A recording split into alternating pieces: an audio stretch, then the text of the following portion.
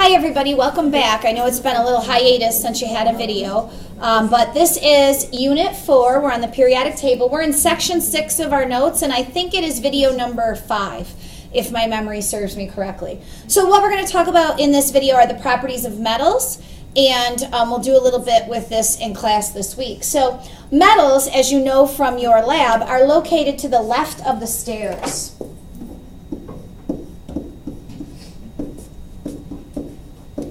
So that red line, in this case it's the black line there that runs down my periodic table. Those are what I refer to as the stairs. And most things to the left of those are metals. There are some exceptions, right? There are some exceptions. One of those is hydrogen. Even though hydrogen here is to the left, it is not a metal. It's actually considered a non-metal. And then you have, in most cases, it's just these two middle guys below the stairs. They are semi-metals. But the big one to be aware of is the hydrogen. Hydrogen is not considered a metal. So some metals that you know and that you don't know are like sodium. Na is a metal, and calcium. And I don't think people normally think of those as metals. You know, you think of those as maybe minerals or vitamins that you need in your body. But some other metals are gold, of course. Everybody knows gold is a metal. And copper. Copper, everybody knows copper is a metal. There's a lot, we're not going to list them all. Again, the one exception is that even though hydrogen is to the left of the stairs, it is not considered a metal.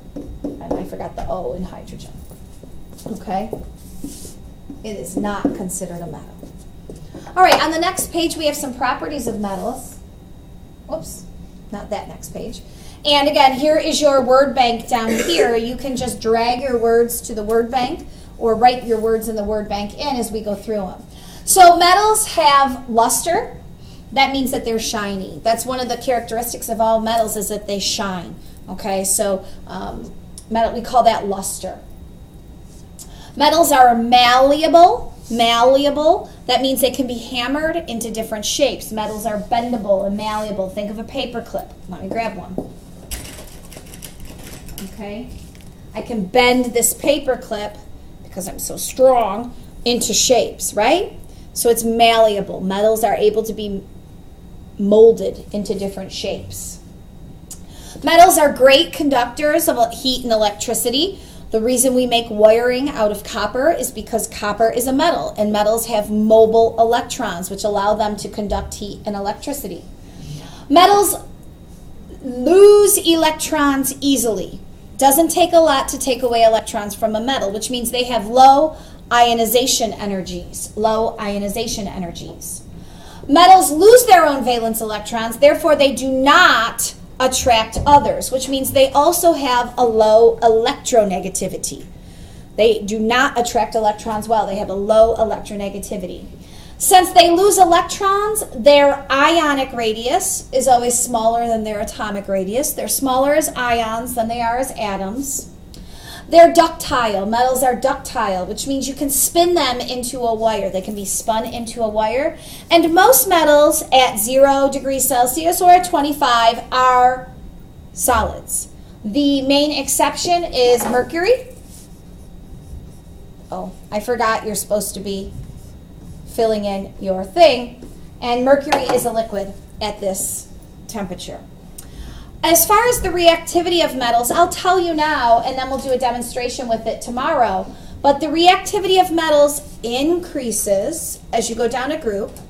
Okay, so the bigger the metal is, the more reactive it is, and it decreases across a row.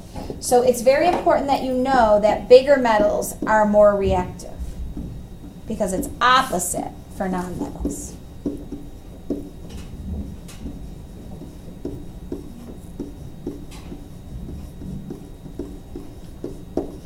Okay?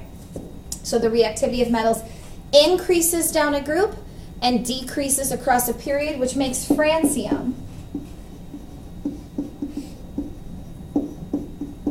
Fr the most active metal. The most active metals are found in the lower left-hand corner of the periodic table.